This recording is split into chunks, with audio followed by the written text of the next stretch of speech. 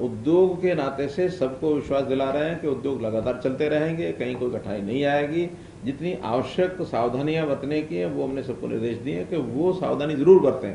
Mask है, keep distancing है, sanitiser की व्यवस्था है, ये सारी चीजें हम करेंगे। फर्स्ट एड की व्यवस्थाएं हैं वो भी हम रखेंगे, अस्पतालों में बेड्स वगैरह ये सारा कुछ रखेंगे। लेकिन किसी चलते हुए उद्योग को बिल्कुल बंद करना ये हमारी योजना में, प्लानिंग में बिल्कुल नहीं है। हाँ, जहाँ भीड़ भाड़ वाले इलाके हैं वहाँ थोड़ा निवेदन रहेगा कि वो भीड़ के इलाके में लोग कम से कम जाएं, या भीड़ के समय में अगर कोई रेस्ट्रिक्शन बरतनी होगी तो थोड़ा समय के लिए पार्शल कोई उसके ऊपर बंद लगाना पड़ेगा, लगाएंगे। और सोशल डिस्टेंसिंग जो गैदरिंग के ऊपर है उसकी हमने प्रावधान कर दिए हैं कि इंडोर में 50, आउटडोर में 200 और क्रिमेशन के समय 20 से ज्यादा लोग न हो, ऐसा सख्ती जरूर की है। इतना ही इसको पालन करने के लिए थोड़ी कठोरता है वो दुकानें बंद हो जाएगी, कैसा फैसला लिया? मैं बता रहा हूँ कि रेस्ट्रिक्शन हम लगाने वाले हैं कल से सोचा है कि 6 बजे के बाद बाजार जो है बंद रखेंगे। ये पूरे हरियाणा की बात हो रही है सर। जिस तरह से मेरे ने सवाल किया, जिस तरह प्रधानमंत्री ने कहा कि जो लॉकडाउन है वो वैकल्पिक है, ऑप्शन अभी लॉकडाउन की कोई खराब होती क्या ऑप्शन देगी? अभी आज के समय लॉकडाउन की कोई ये थोड़ा क्लैरिटी कर दीजिए। भीड़ भाड़ वाले इलाकों में भीड़ ना हो, खास करके जो बाजार भीड़ वाले हैं उन जगह पर ये लागू होगा।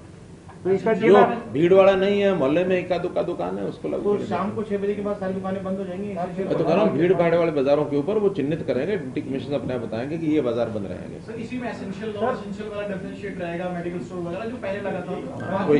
कर्फ्यू रात को नॉन एसेंशियल आइटम्स बंद रहेंगी, एसेंशियल आइटम्स खुली रहेंगी। ये समस्या जो बनी है उसके ऊपर लगातार सबका ध्यान है, और केवल हरियाणा ही नहीं बल्कि बाकी जो स्टेट्स और केंद्र के लोगों के साथ हमारी लगातार बातचीत चल रही है।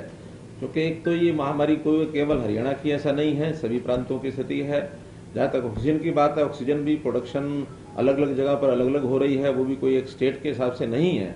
समस्या शुरू हुई थी परसों पहले बार जब भिवाड़ी से जो ऑक्सीजन आती थी वो गुड़गांव और रोहतक ये सप्लाई करते थे। यकायक भिवाड़ी के प्लांट ने वो ऑक्सीजन बंद कर दी। जब वो बंद की तो फिर गुरुग्राम में और रोहतक में समस्या पैदा हुई, फिर हमको वो पानीपत से भेजनी पड़ी। ये घटना हो गई कि एक ट्रक यहाँ से जा रहा था फरीदाबाद, दिल्ली के क्रॉस करते हुए, तो दिल्ली में उस ट्रक को रोक लिया गया और वहाँ से उसकी गैस निकाल दी गई। तो ये टेंशन के 2 मुद्दे बने। उसके बाद फिर एक स्टैंड ये लिया गया कि नहीं, हम पहले पानीपत से हरियाणा की पूरी करेंगे और जहाँ जहाँ जिस प्रांत में जो है वो करें। इससे अफरा तफरी मच गई, क्योंकि आवश्यकता और प्रोडक्शन दोनों का कोई तालमेल नहीं है। कहीं प्रोडक्शन ज्यादा है तो कहीं आवश्यकता ज्यादा है।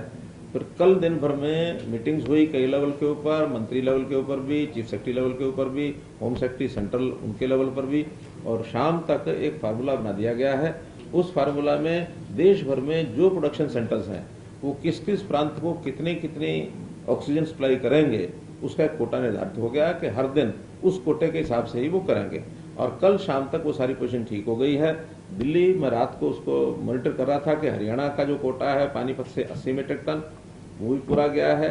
दिल्ली का भी कल शाम 10 बजे से लेकर सुबह 6 बजे तक 170 मीट्रिक टन। अब एक दिन में 140 जानी होती है, लेकिन कुछ उनका पिछला बकाया था तो वो भी चला गया और ये बाकी भी चला गया। अब आज से एक रोस्टर बन गया है कि हर एक ट्रक हरियाणा का तो 2 ट्रक दिल्ली और पंजाब के, क्योंकि 140 मीट्रिक टन पानीपत में से दिल्ली जाना है, 80 मीट्रिक टन हरियाणा को मिलना है, 20 पंजाब को जाना है। टोटल बन रही है वहाँ 260, लेकिन कोटा 240 का बनाया। 20 रिजर्व में रखा है, वो भी सेंटर के लोग ही उसको देखेंगे कि अचानक कहीं इमरजेंसी है तो 20 को उधर डाइवर्ट करेंगे।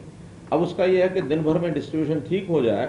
ये जिम्मेदारी अलग अलग जगह जहाँ प्लांट हैं वहाँ के लोगों के जिम्मे लगाया है। पानीपत को मैं स्वयं देख रहा हूँ, कोई विषय ऐसा नहीं है, बल्कि अभी केजरीवाल का फोन आया था, वो भी धन्यवाद कर रहे थे कि कल शाम के बाद उनकी पोजीशन सारी ठीक हो गई है कि आगे भी ठीक मेंटेन रहा है। हमने कहा भी जो सिस्टम बन गया तो कोई दिक्कत नहीं है, जब सिस्टम नहीं बनता तब अफरा तफरी मचती है और जब आवश्यकता जो कमी पड़े तो ज्यादा दिक्कत आती है। कि हमने सब जगह पूरी नजर रखी हुई है, हम बार बार रिव्यू कर रहे हैं। जहां बेड्स की कमी आती है वहां आसपास के हॉस्पिटल्स में कितनी कितनी आवश्यकता है उसको हम देख रहे हैं, और जहां नई व्यवस्था करनी होती है वहां भी करते हैं। जैसे गुरुग्राम के अंदर कल से मैं देख रहा हूं कि जो ये हमारा गुरु तेग बहादुर, क्या नाम उसका, गुरु तेग बहादुर SGT, एसजीटी जो मेडिकल कॉलेज है उसके अंदर 500 बेड की व्यवस्था ये आज शाम तक कंप्लीट हो जाएगी। उनका इंफ्रास्ट्रक्चर थोड़ा कम था, कल ही मेरी उनसे बातचीत हुई, उनका हम कर एक दिन में पूरा कर लेंगे, वो पूरा कर रहे हैं। नल की व्यवस्था सारी ठीक हो गई है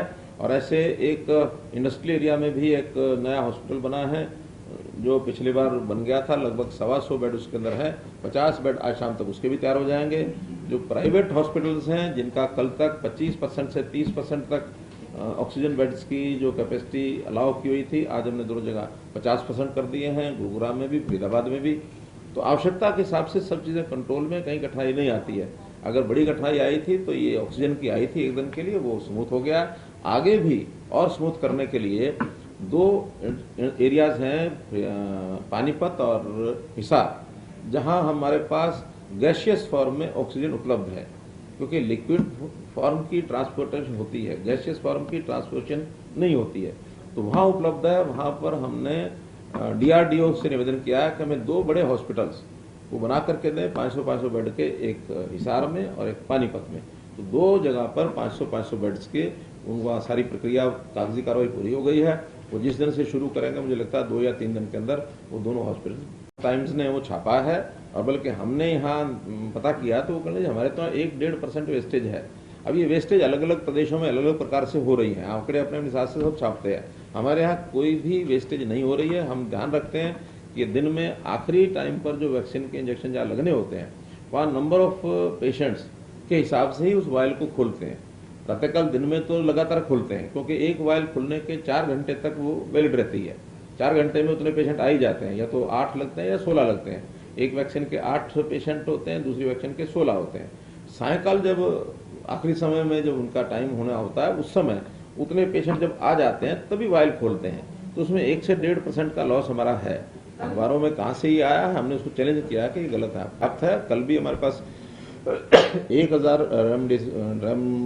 रेमडेसिविर ये इंजेक्शन आए थे। और वो क्योंकि हम केवल अपना जो सरकारी अस्पताल है उनका ही ध्यान रखते हैं, प्राइवेट वाले अपनी रिकवरी अपने एजेंट्स के माध्यम से लाते हैं। प्राइवेट वाले ही ब्लैक कर रहे हैं। तो प्राइवेट वालों के ऊपर अभी तक तो वो सीधा लाते हैं। हमने आज उसका विचार ये किया है कि हम सरकारी जो कोटा है उसको बढ़ा देंगे, ताकि प्राइवेट में किसी को नहीं मिले तो सरकारी अस्पताल में आके लगवाए।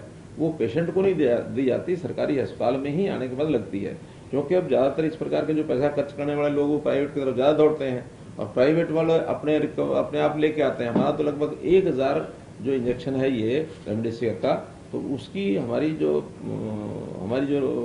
डिस्ट्रीब्यूशन है वो सब जिलों में ठीक चल रहा है, कहीं कोई कठिनाई नहीं।